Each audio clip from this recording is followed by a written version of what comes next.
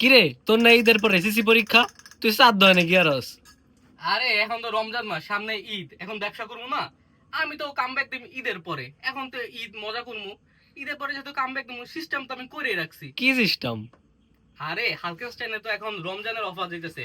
রমাদান 25 coupon use করছি, আমি 25% হচ্ছে তো ডিসকাউন্ট পেয়ে গেছি। এখন যেহেতু পড়ালেখা হবে না, কিন্তু ঈদের পরে তো আর আমার অফার থাকতেছে না, তাই এখন আমি কি করছি, অফারে কোর্সে এনরোল হয়ে আছি। ঈদের পরে ব্যবসা বাণিজ্য গুটে তারপরে লেখাপড়া শুরু করবো। যেহেতু সামনে এইচএসসি পরীক্ষা, মানবিকের স্টুডেন্ট তোমরা যারা আছো, এখন তো লেখাপড়া হবে না, কিন্তু ঈদের পরে কিন্তু আমাদের অফারটা থাকবে না। সুতরাং এখন তোমরা রমাদান 25 এই কুপনটা ইউজ করে আমাদের কোর্সে এনরোল হয়ে থাকো। সকল কোর্সে কিন্তু অফার চলছে। ঈদের পরে ঈদের আমেজটা গেলে তোমরা একদম একটা কামব্যাক দাও, কারণ এইচএসসি পরীক্ষার আর বেশি সময় নেই। আর ফার্স্ট ইয়ার তো তোমাদের যারা এইচএসসি 26 আসো, তোমাদের তো আর সময় নেই। আর 27-এর যারা আসো, তোমাদের তো ফার্স্ট ইয়ার শেষ, এখন একটা ফাইনাল কামব্যাক দেওয়া লাগবে। সুতরাং এখন কোর্সে এনরোল হয়ে থাকো, ঈদের পরে কামব্যাকটা দাও।